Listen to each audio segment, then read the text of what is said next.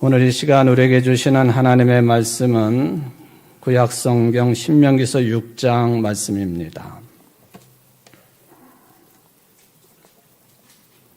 신명기 6장 4절부터 19절까지 말씀을 봉독해 드리겠습니다. 이스라엘아 들으라. 우리 하나님 여호와는 오직 유일한 여호와이시니 너는 마음을 다하고 뜻을 다하고 힘을 다하여 네 하나님 여호와를 사랑하라. 오늘 내가 네게 명하는 이 말씀을 너는 마음에 새기고 네 자녀에게 부지런히 가르치며 집에 앉았을 때이든지 길을 갈 때이든지 누워있을 때이든지 일어날 때이든지 이 말씀을 강론할 것이며 너는 또 그것을 내 손목에 메어 기호를 삼으며 네 미간에 붙여 표로 삼고 또 내 집 문설주와 바깥문에 기록할지니라. 네 하나님 여호와께서 내 조상 아브라함과 이삭과 야곱을 향하여 네게 주리라 맹세하신 땅으로 너를 들어가게 하시고 네가 건축하지 아니한 크고 아름다운 성읍을 얻게 하시며 네가 채우지 아니한 아름다운 물건이 가득한 집을 얻게 하시며 네가 파지 아니한 우물을 차지하게 하시며 네가 심지 아니한 포도원과 감람나무를 차지하게 하사 네게 배불리 먹게 하실 때에 너는 조심하여 너를 애굽 땅 종되었던 집에서 인도하여 내신 여호와를 잊지 말고 네 하나님 여호와를 경외하며 그를 섬기며 그의 이름으로 맹세할 것이니라. 너는 다른 신들 곧 내 사면에 있는 백성의 신들을 따르지 말라. 너희 중에 계신 너희 하나님 여호와는 질투하시는 하나님이신즉 너희의 하나님 여호와께서 네게 진노하사 너를 지면에서 멸절시킬까 두려워하노라. 너희가 마사에서 시험한 것 같이 너희 하나님 여호와를 시험하지 말고 너희 하나님 여호와께서 너희에게 명하신 명령과 증거와 규례를 삼가 지키며 여호와께서 보시기에 정직하고 선량한 일을 행하라. 그리하면 네가 복을 받고 그 땅에 들어가서 여호와께서 모든 대적을 네 앞에서 쫓아내시겠다고 네 조상들에게 맹세하신 아름다운 땅을 차지하리니 여호와의 말씀과 같으니라. 아멘. 이는 하나님의 말씀입니다. 하나님께 감사합니다. 오늘 부활절 세 번째 주일 또 4.19 기념주일을 맞아 예배드리며 말씀을 받는 여러분 모두에게 평강과 사랑의 하나님의 역사가 함께 하시기를 주의 이름으로 축원을 드립니다. 오늘 설교 제목은 신명기서 6장 말씀 거의 그대로를 따온 내용이 되겠습니다. 이스라엘은 들으십시오. 주님은 우리의 하나님이시요 주님은 오직 한 분뿐이십니다 하는 이 말씀이 중심이 되는 그 내용과 연결이 되겠습니다. 이스라엘아 들으라. 우리 하나님 여호와는 오직 유일한 여호와이시니라. 우리나라 성경 번역본이 어떤 내용이든지 간에 이스라엘은 들으라 또는 들으십시오. 그런 순서로 되어 있습니다. 그런데 원래 히브리어로 구약 성경이 되어 있는데 히브리어 성경에 보면은 그 순서가 조금 바뀌어 있다라는 것을 볼 수 있습니다. 쉐마 이스라엘, 예호와 엘로헤누, 예호와 에하드. 그러니까 쉐마 이스라엘, 쉐마라고 하는 말은 들어라, 들으라 하는 뜻입니다. 그러니까 쉐마 이스라엘, 들어라 이스라엘, 그렇게 히브리어 성경은 순서가 되어 있다 하는 것입니다. 제가 제목을 정하면서 쉐마 이스라엘 했으니 이것은 히브리어 성경 어순이요. 이스라엘은 들으라 하는 말씀은 우리나라 번역본들의 대부분의 순서가 되겠습니다. 그런데 이 제목을 정하면서 솔직한 심정은 지금의 이스라엘에 대한 답답함이 가슴을 짓누르고 있기 때문에 그래서 쉐마 이스라엘, 이스라엘은 들으라 라는 제목을 정하게 되었습니다. 여러분, 한자어로 복당이라고 하는 단어가 있다는 거 잘 사용하지 아니하는 용어이기는 합니다. 복복자에다가 집당자를 사용하는 단어이죠. 이게 뭐 복덕방을 얘기하는 건가? 아니면은 복권을 파는 집인가? 뭐 그렇게도 느낌이 오기도 합니다. 그런데 이 복당이라고 하는 용어는요, 조선시대 때에 뭐를 가리키는 용어냐 하면은 감옥을 가리키는 용어입니다. 감옥. 교도소란 말이에요. 교도소. 근데 하필이면은 감옥을 복당이라고 했을까? 기록에 따르면은 구한말에 오늘이 이제 4.19 기념주일인데요. 그 4.19와 관련이 된 전 대통령 이승만 대통령이 한성 감옥에 갇혀 있지 않았었습니까? 그때에 옥살이를 하던 사람들끼리 감옥을 복당이라 부르면서 지냈다 하는 기록이 남아 있습니다.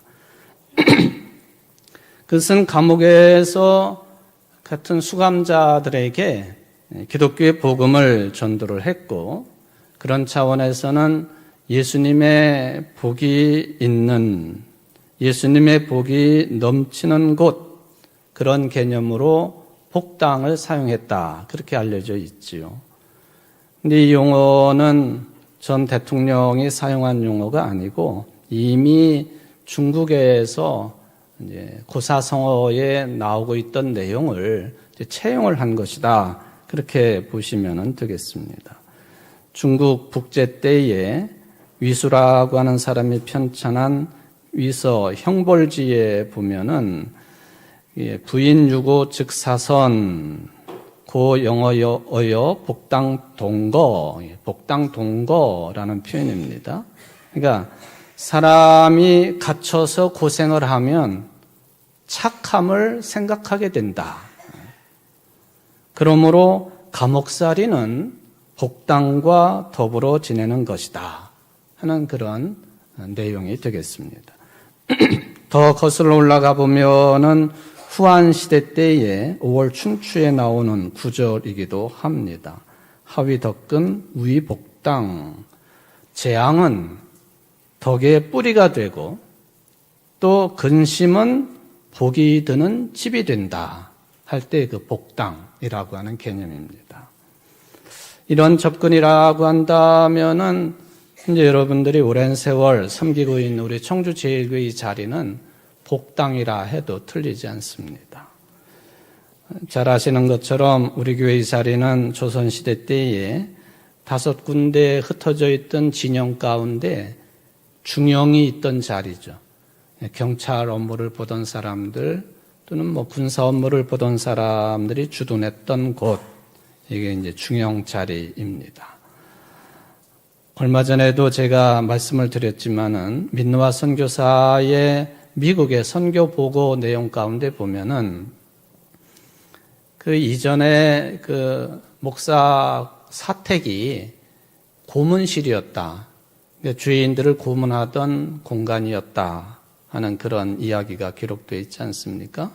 그러니까 당시 법에 따라서 주인들을 가두고 고문을 하고 죽이기까지 했던 무시무시했던 장소가, 이 장소에서 가톨릭 교인들 4명이 순교를 했고, 그리고 현재 우리 청주제일교회가 세워져 있으니 고난 후에 어떤 찾아오는 그런 인간의 성장과 성숙, 그 똑같이 복음의 결실로 교회가 세워졌으니 이것이 복 있는 장소요, 복당이라, 복 있는 집이라, 뭐 그렇게 해석해도 별로 틀리지는 않겠다고 하는 생각을 해 봅니다.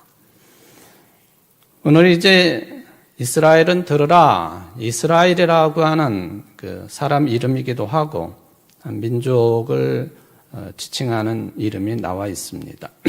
원래 이스라엘은 누구로부터 나온 명칭이냐 하면은 야곱으로부터 나온 명칭이죠. 그러니까 아브라함, 이삭, 야곱 3명의 위대한 족장들이라고 하는데 그 중에 3번째 족장인 야곱으로부터 이스라엘이라고 하는 이름은 탄생이 됩니다. 원래 야곱이라고 하는 이름은 그 뜻이 별로 좋지 않은 의미를 가지고 있지요.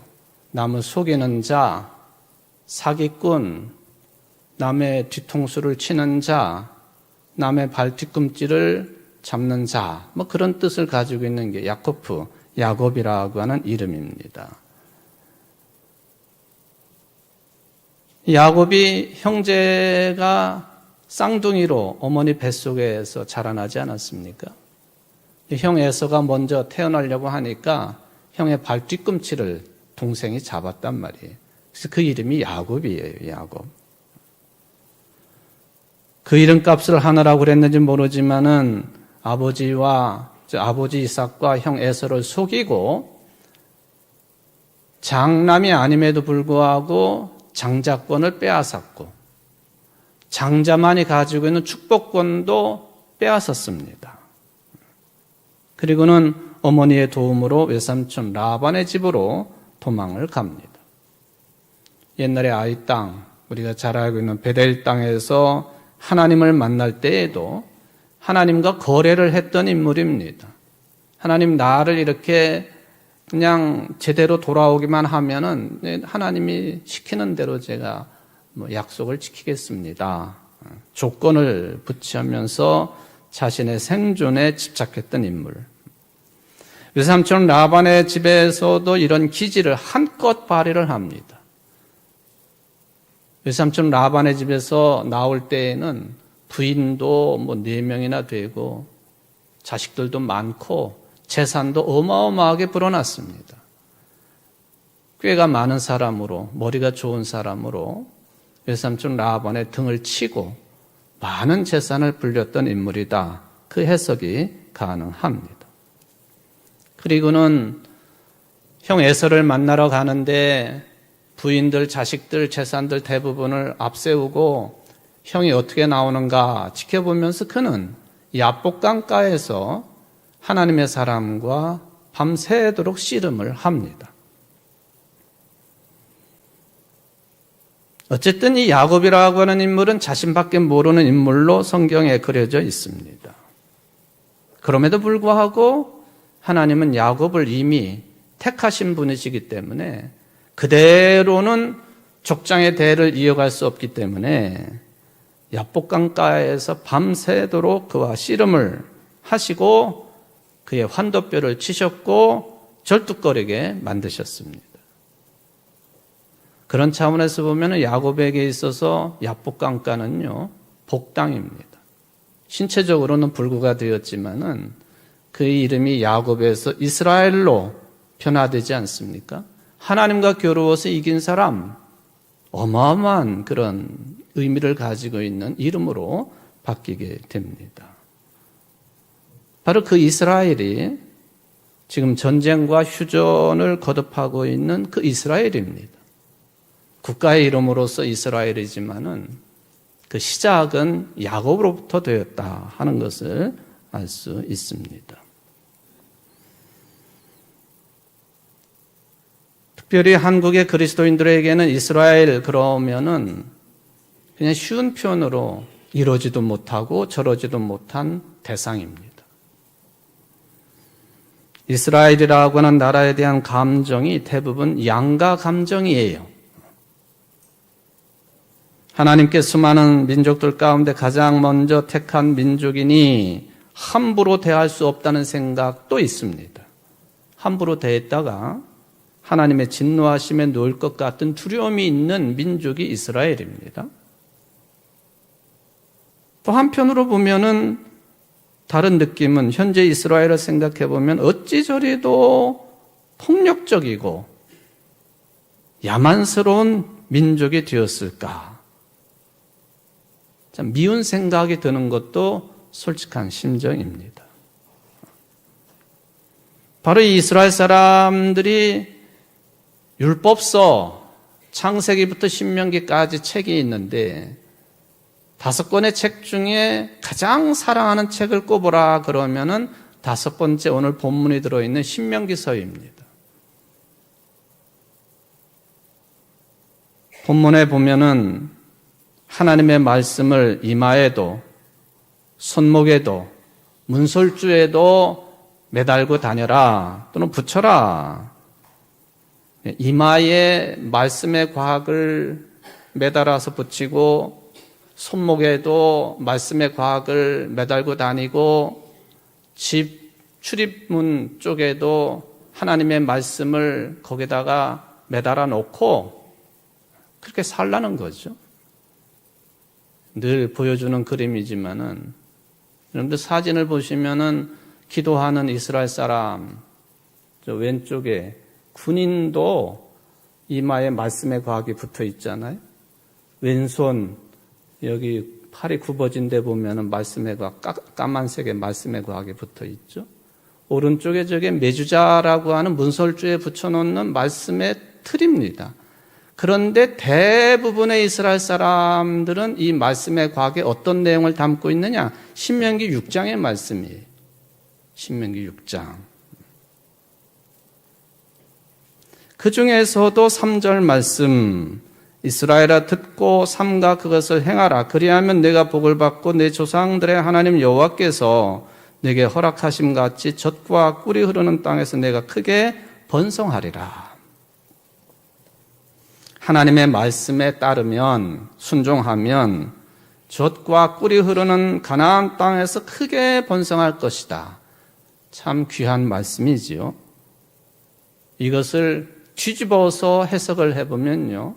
하나님의 말씀에 순종하지 않으면 따르지 아니하면 심판을 면치 못할 것이다. 그 뜻입니다.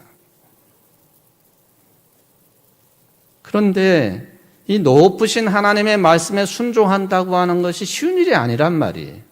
그러니까 4절처럼 명령형으로 시작되는 말씀을 붙여놓았습니다. 쉐마, 들으라 이스라엘아. 그래서 경건한 유대인들은 아침 저녁으로 이 구절을 암송합니다. 이스라엘아 들으라, 우리 하나님 여호와는 오직 유일한 여호와이시니라. 경건한 유대인들은 이 내용뿐만 아니라요, 창세기부터 신명기까지 다 외우고 있습니다. 랍비들은 더 말할 것도 없지요. 이 4절의 말씀, 쉐마 이스라엘, 명령형으로 강하게 표현되어 있는 이 말씀은 유일신 여호와 하나님에 대한 아주 정확한 가르침이 되겠습니다. 하나님은 한 분뿐이시다. 요약을 해보면은 한마디로 표현을 한다면 전심전력을 다해서 여호와 하나님, 한 분뿐이신 그 여호와 하나님 여호와를 사랑하라고, 그 사랑하는 방법을 말씀을 지킴으로 사랑하라고 절규하듯이 모세가 외치고 있다. 그 이야기입니다. 다르게 표현하면은 너희들의 영혼의 깊은 곳에서부터 하나님과 언약의 관계, 말씀을 통한 관계를 맺고 살아야 된다 하는 그 뜻이 여기에 들어 있습니다. 그럼 어떻게 여호와 하나님을 말씀으로 사랑하라고 했는데 방법론을 6절 이하에서 제시를 합니다. 세 가지예요. 먼저는 하나님의 말씀을 너희들 마음에 새기라, 마음판에 새기라. 두 번째, 그 말씀을 자녀들에게 가르쳐라. 세 번째는 말씀을 손목에 달고 미간에 붙이며 문설주와 문에 기록하라. 한마디로 표현하면 하나님의 말씀을 너희들의 삶의 중심으로 삼아라. 그 뜻입니다.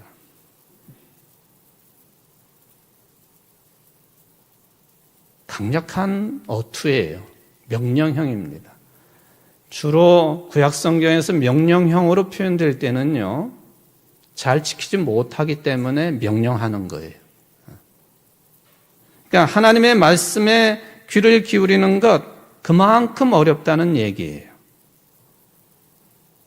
재밌게 노는 일이나 또는 하지 말라고 금지하고 있는 나쁜 일에 이런 일은 일부러 가르치지 않아도 잘 따라해요, 사람들이.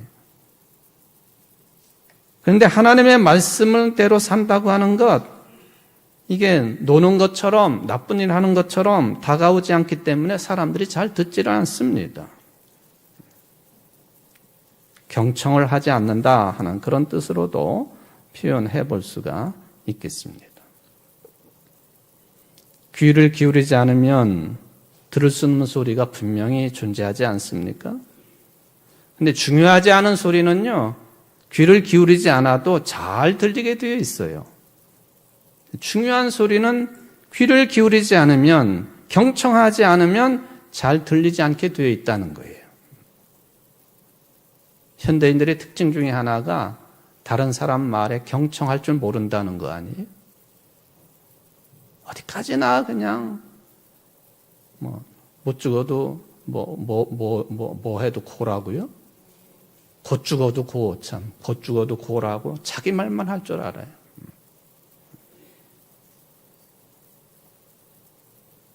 제대로 말하려면 먼저 잘 들어야 되는데,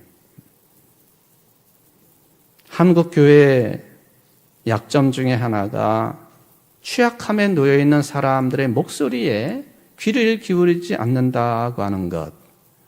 그것은 곧 어떻게 연결이 되느냐 하면은 하나님의 말씀을 잘 듣는 것 같지만은 사실적으로 보면은 하나님의 말씀에 귀를 기울이지 않는다는 사실과 맥이 닿아 있습니다. 얕잡아보고 무시하고 사회적인 약자들에 대해서 취급하지 않으려고 하고 취약한 계층들에 대해서 그거는 곧 하나님의 말씀에도 귀를 기울이지 않는 것 똑같은 이야기입니다. 예수님 시절에도 종교 지도자들이 그러지 않았습니까?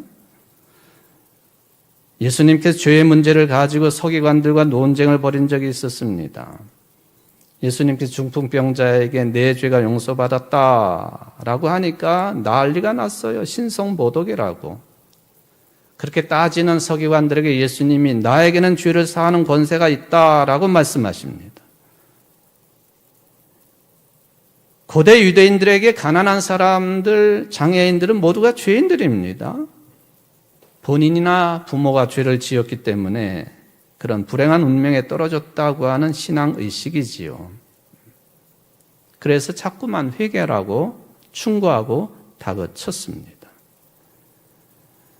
그런데 예수님의 생각은 다르셨습니다. 세상이 죄인이라고 평가하는 이 삶의 운명에 떨어져 있어도 하나님이 함께 하신다면 얼마든지 생명 충만하게 살아갈 수 있다는 사실로 삶의 방향을 바꾸는 결단인 회개를 요청하신 거예요. 무조건 죄인이기 때문에 회개가 아니라 예수님이 귀 있는 자는 들으라. 이 말씀을 상투적인 종교적인 교훈으로 듣게 되면 곤란한 것이죠. 저는 이스라엘 사람들 예나 지금이나 비슷해요. 겉으로는 하나님의 말씀에 귀를 기울일 줄 아는 사람들이라는 평가 저 동조합니다. 그러나 그 하나님의 말씀에 귀 기울일 줄 알고 믿음의 깊은 차원으로 들어간 사람들은 그걸 넘어서야 된다. 다음 단계로 성숙해져야 되는 것인데 그런 점에서 보면 이스라엘은 아직도 멀었다. 예수님의 이 복음의 정신을 모르기 때문에도 아직도 멀었다.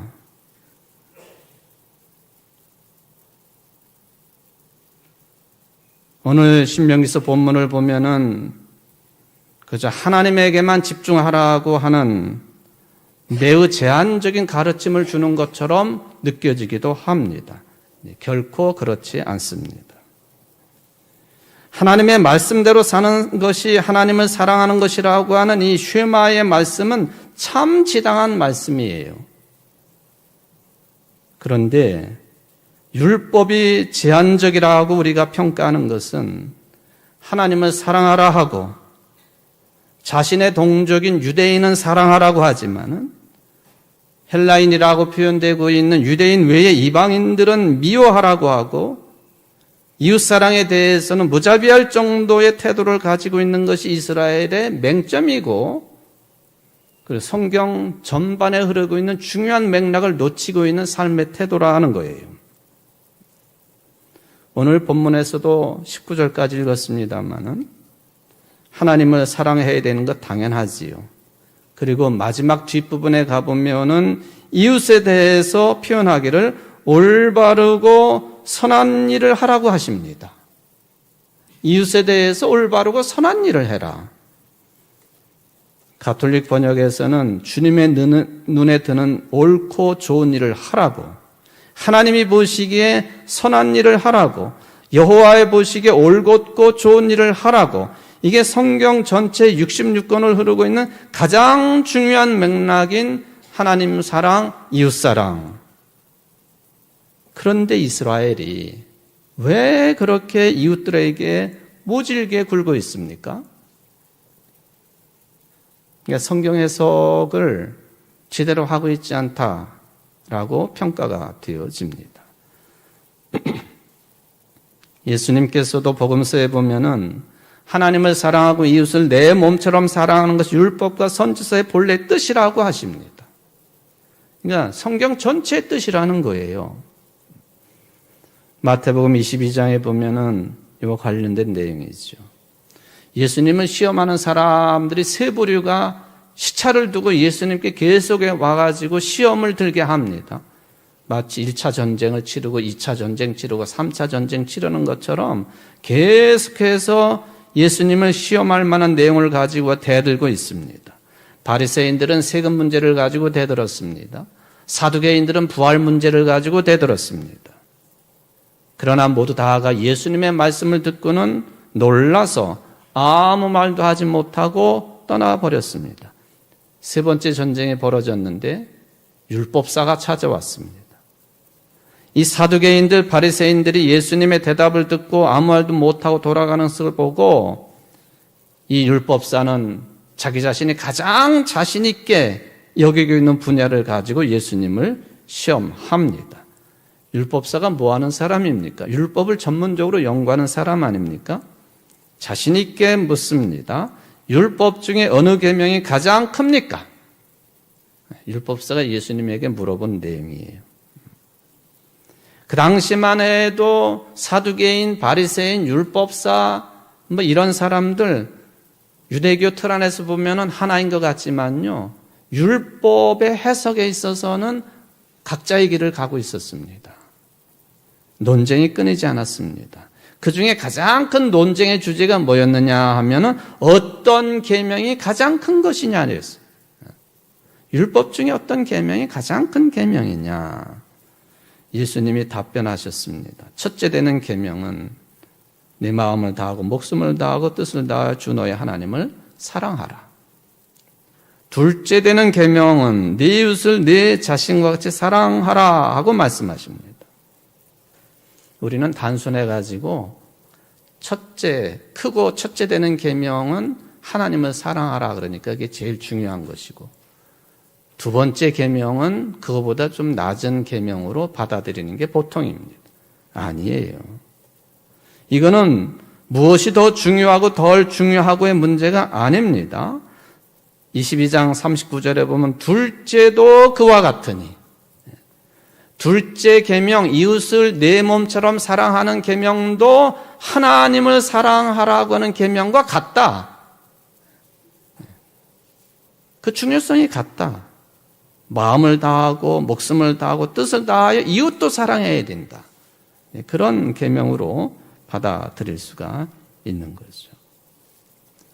하나님을 마음과 목숨과 뜻을 다해서 사랑하는 사람은 진실로 그렇게 살아가는 사람은 자동적으로 이웃을 자기 몸처럼 사랑하게 되어 있다.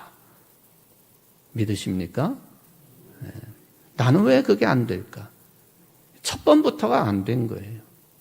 하나님을 잘 사랑하지 못하기 때문에 이웃사랑도 시원찮은 거예요. 많은 논리 해석이 필요 없어요. 말씀 자체가 이미 너무나도 분명하게 우리들에게 어떤 삶을 원하시는지 말씀하고 있지 않습니까?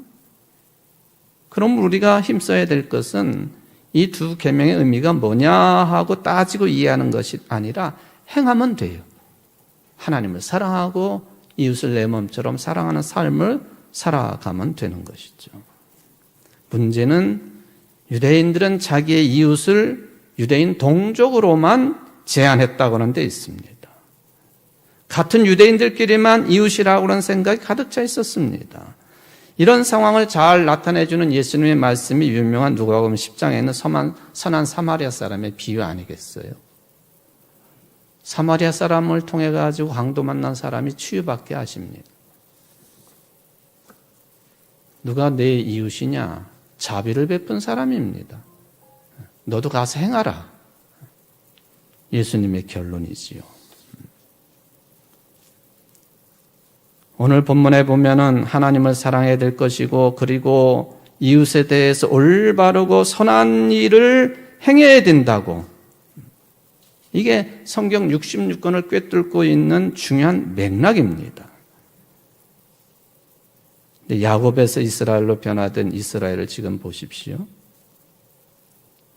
4월 19일인데요. 4월 중순 기준으로 보면은 이번 전쟁으로 인해서 이란에서 한 3,400명, 레바논에서 2,000명 넘게, 이 나라 저 나라 다 합하면 8,000여 명의 사망자가 발생을 했습니다.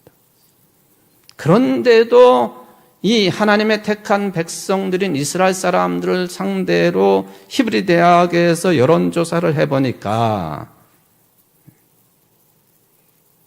약 3분의 2 정도가 이란과의 휴전, 레바논과의 휴전 반대를 합니다. 어찌 된 거예요? 제발 평화를 위해서, 공존을 위해서 애써야 되지 않겠습니까? 어떻게 하면은 세계 대부분의 나라들이 홀로코스트의 대상이었던 나라가 홀로코스트를 저지르는 나라가 됐느냐? 손가락질하고 있지 않습니까?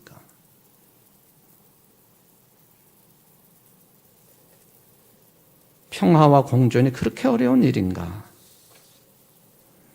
여러분들 혹시 아브라함 협정이라고 하는 표현을 들어보셨나요? 이 아브라함 협정이 2020년 코로나 기간에 진행된 내용인데 미국의 중재, 지금의 트럼프 대통령이 중재해가지고 지금의 그 이스라엘의 수상인 네타냐후도 함께 동참을 했던 이스라엘과 아랍 세계와의 평화 협정이었습니다. 진행됐던 거예요. 외교 관계 정상화, 그래서 이스라엘이 아랍에미레이트, 바레인, 수단, 모로코, 그리고 마지막에 수니파의 대부인 사우디아라비아와도 수교를 할 준비, 경제, 기술 협력 당연한 거죠. 인적 교류 당연한 거죠. 안보 전략적 연대 당연합니다. 결국에는 그게 진행되지 못했고 오늘날처럼 끔찍한 전쟁, 수많은, 그것도 어린아이들, 또 여성들이, 힘없는 자들이 죽어가는 그런 현실이 되고 말았습니다. 쉐마 이스라엘, 들어라 이스라엘. 제 심정은 그렇습니다. 이스라엘아, 제발 하나님의 말씀을 제대로 들어라. 듣고 행해라. 언제까지 세계사에서 말썽꾸러기로 남아있겠는가? 제발 하나님의 말씀의 총주제처럼 하나님을 사랑하고 하나님의 형상대로 지음받은 모든 이웃을 내 몸처럼 사랑하는데 택함받은 첫 번째 민족인 너희들이 힘써라. 아브라함 협정도 함께 참여하지 않았었느냐? 전쟁이 답은 아니다. 죽이는 일이 답은 아니다. 이건 우리 그리스도인들에게도 똑같이 주어지는 말씀입니다. 사랑하는 성도 여러분, 여러분 모든 진실로 하나님의 말씀에 집중하는 것으로 하나님을 깊이 사랑하십시오. 네, 똑같은 수준에서 하나님의 형상대로 지음받은 이웃을 여러분 자신처럼 사랑하며 살아갈 수 있는 그럼 참다운 그리스도인, 하나님의 택함받은 자녀들 되기를 주의 이름으로 축원을 드립니다. 자비하신 하나님 감사를 드립니다. 쉐마 이스라엘은 야곱으로부터 시작된 이스라엘만 들어야 될 이야기는 아닙니다. 택한 자녀들인 우리들도 들어야 될 말씀입니다. 하나님을 사랑하는 것 당연한 일이고 이웃을 내 몸처럼 사랑하는 일도 하나님을 사랑하는 것만큼 당연한 일입니다. 소홀하지 않게 하시고 말씀에 집중하게 하시고 말씀대로 살아갈 수 있도록 성령 충만함을 우리들에게 부어 주옵소서. 예수님의 이름으로 간절히 기도합나이다. 아멘.